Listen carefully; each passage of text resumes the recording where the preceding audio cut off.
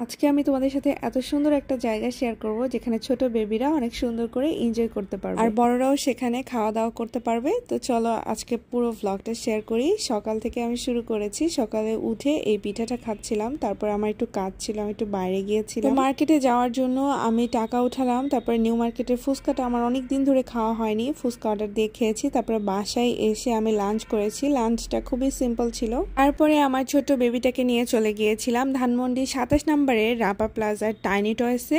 আমার বাসার কাছে যে বাচ্চাদের খেলার এত সুন্দর জায়গা আছে আমার আগে জানা ছিল না। তো এটা হচ্ছে রাপা প্লাজার 5th ফ্লোরে টাইনি টয়স, বাচ্চাদের জন্য ইনডোরে অনেক সুন্দর খেলার ব্যবস্থা আছে। এখানকার পরিবেশটা আমার খুব ভালো লেগেছে। আরেকটা জিনিস খুব বেশি ভালো লেগেছে, ওইখানে যারা ভলেন্টিয়ার ছিলেন তারা খুবই বাচ্চাদের সাথে ফ্রেন্ডলি ভাবে আচরণ করতেছিল।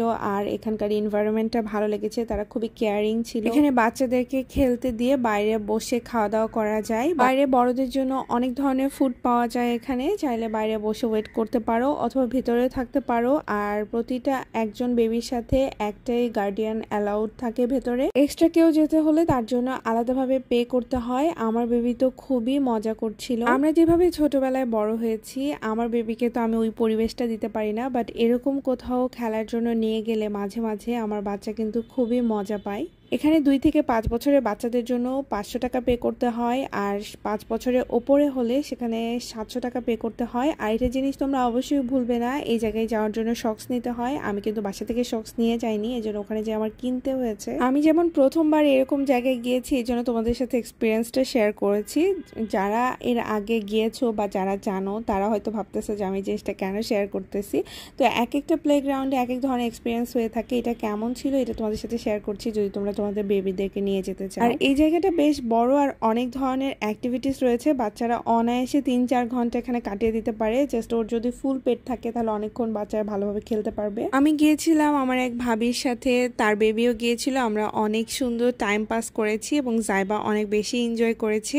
এই ভ্লগটা ছিল রোজার আগের ভ্লগ, আমার শেয়ার করা হয়নি, এই জন্য এখন শেয়ার করলাম। আমার খাওয়া দাওয়া দেখে কেউ আবার মনে করো না যে রোজার মধ্যে আমি রোজা না থেকে খাওয়া দাওয়া করতেছি। তো এখন অনেকক্ষণ খেলার পরে আমি জাইবাকে ভেতরে দিয়ে বাইরের দিকটা আসছি এবং এটা তোমাদেরকে দেখাচ্ছি। তারপরে জাইবা ম্যাডাম আমাকে দেখতে না পেয়ে বাইরে চলে আসছে। এবার গুট করে ও পুরোটা ঘুরে বেড়াচ্ছে। এইদিকে অনেক ভিডিও গেমস আছে, এগুলো যারা একটু বড় তাদের জন্য খেলার ব্যবস্থা করা আছে। এরপর আমাদের ফুড চলে আসছে। আমি আর ভাবি সেম ড্রিঙ্কসটা অর্ডার করেছিলাম। এটা হচ্ছে মকা কফি টাইপের ছিল।